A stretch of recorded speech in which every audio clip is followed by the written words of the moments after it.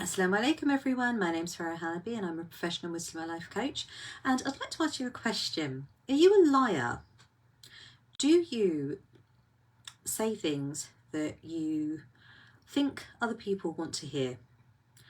Things that you don't particularly believe? Things that you don't even agree with? Are you someone who moulds or shapes what they say in order to be more pleasing, more accepting to someone else, so that someone else is more receptive to what you've got to say? Do you feel that you have to choose your words very carefully? Are you thinking 10 steps ahead when you speak to this person? Are you wondering how you can put forward what you want to say in a way that won't elicit a negative response or a negative reaction?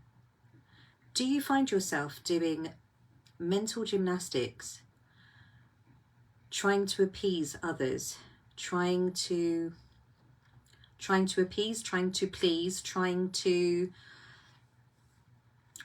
make them receive what you have to say in a way that doesn't have a consequence on you? And I know that's a lot of questions. I was speaking to a client of mine earlier this week, and the sheer exhaustion of having a conversation with a specific person in her life was particularly draining, not because of the interactions that she has with this person, but because of the energy, the mental energy that it takes to put forward what she wants to say in a way that it will be received so that that person doesn't have a negative response. And for a long time, the conversations or the interactions that she has had with this person hasn't been from a place of what she truly feels, who she truly is, what she truly wants, how she really wants to be. She mentioned that she had lived the shell of a life for quite a long time, and it was draining her. It was really having an effect on her. She was physically being affected. She was spiritually being affected. It affected the way in which she interacted with other people in her life. This relationship had become the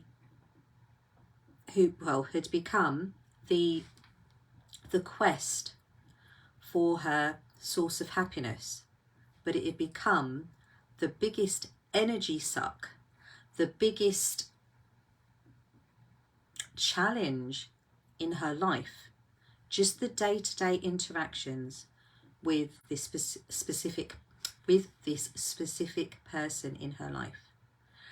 And working with her now, helping her see how she can manage that, get through it in a way that is healthier for her, but not just healthier, but for her to be able to be the person that she is, the person that she wants, and for that to be the way in which she relates to this person. And if her being her changes the dynamic, then dealing with how that does affect her. Because for so long, she has felt like she is almost, that person doesn't know the real her, because she's not felt that she's been allowed to. She's not felt as if she's been able to be who she is, because it's been questioned, or she has been made to feel that, she questions, well, you know, when she is herself, when she's, and she has been in the past, her true self. And she's said what has come to mind. She's said what she believes. She said what she thinks. It wasn't received in a way that the other person agreed. But, you know, disagreement's all right. We don't have to agree with everything that someone says. But to be made to feel, or the impression that she got that actually what she was thinking, feeling wasn't just not agreed upon, it was actually frowned upon, and that actually what she was saying wasn't right at all. That she was made to feel that way. That she got the impression that actually the way that she thinks, what she says, the way that she behaves isn't correct, isn't wanted, isn't received well by others. And that had a very, very massive impact on how she saw herself, not only in that interaction, not only in that relationship, but within all of her relationships. So I will ask you, when you're interacting with the people that are close to you, the people that you choose to, the people that are in your, you know, in your immediate surroundings, in your home, in your life, in your community, the people that you want to be around. Who are you? Do you feel that you are living and being and embodying your true self? And I know it sounds a bit woo-woo, but when I talk about true self, I mean the creation that you are, that Allah subhanahu wa ta'ala made. Because He doesn't make mistakes. And you can't be anyone else but you. You are perfectly you. No one else can be you. There never will be anyone like you. There never was anyone like you. And you are blooming awesome. In the way that you relate to people, are you that true self? That creation of Allah, the way that He created you, with your quirks, with your awesomeness, with your innate and unique personality, characteristics, your hopes, your dreams, your intentions, your goals. Are you that person?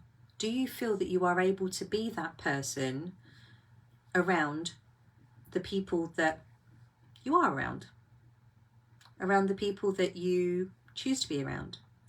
Or do you feel that you have to lie, mask, mould, shape,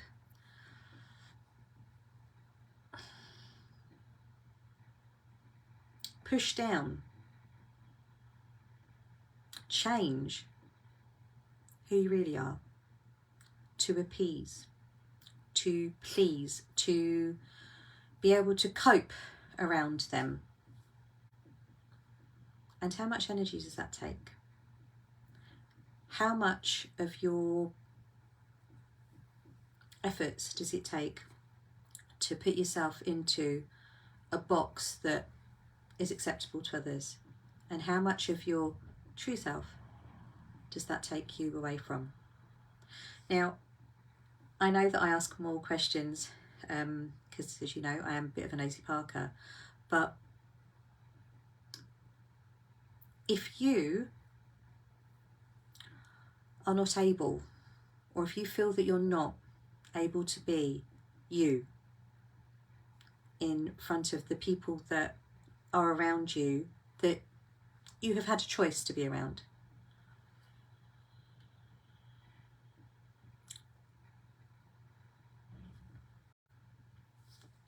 what effect does that have on you? Because there is a way through this. There is a way for you to be able to be who you want and bring that God-given amazingness out, and have other people, you know, decide how to, you know, take you, how to not deal with you, because you're not a problem, but how to relate to you. All the while, we are driving ourselves around the bend, trying to put forward a version of ourselves that is acceptable to others, that we feel we have to put to others because if we were to be our real self, that would cause untold problems. What is the cost of pushing that down? What is the cost of trying to change, or trying to hide or mask or lie about who we really are? What's so bad? What's so bad about who you really are? What's wrong with what you think and believe? What would be the worst case scenario in your world for you to be out there being you, doing you, being you with all your unique abilities, your unique gift that you and only you can bring to this world? What's the cost of dulling that light for you? Because when we make ourselves someone else's, not when we place ourselves kind of down here and place everyone else above us, place everyone else's wants, desires, how we think what they're expecting of us, place cultural, societal expectations above us, there is a massive cost. And that's not to say that, I mean, this is not anything about self-development or anything like that, because there is always striving, there is always, change is great, change is a good thing. It's not, but if you feel that you have to change who you are or the version of yourself that you put out there, not because there's anything wrong with it, not because there's anything, inherently bad about it. No, if you are having to change or dilute or disfigure who you are to appease someone else because it's not pleasing to them, it's placing their opinions, their expectations highly above your own, but they didn't create you. Allah subhanahu wa ta'ala did. So is there anyone in this world that is worth you dulling that light, pushing down who you really are, having to wear this mask in front of people? Is there anyone else in this world? Is there anyone in this world that's worth that? And from that place, how do you feel about yourself? Now, again, I know I haven't answered any questions here. I've asked more. But I can offer a space to really help you find a way through it. And if you'd like that space, if you're a Muslim woman and you don't want to dull your light anymore, you actually, you don't want to, then let's have a chat. You know where I am. You can email me at connect@farahhalaby.com, or you can message me on whichever social media outlet you're watching this on, and I will provide a space for you to explore and find a workable way through that you're on board with, that a solution that we'll create together for you, that's bespoke to you, that's not based on anyone else, but truly based on who you are, where you want to be, and how you want to be, so that you can create the life that you love.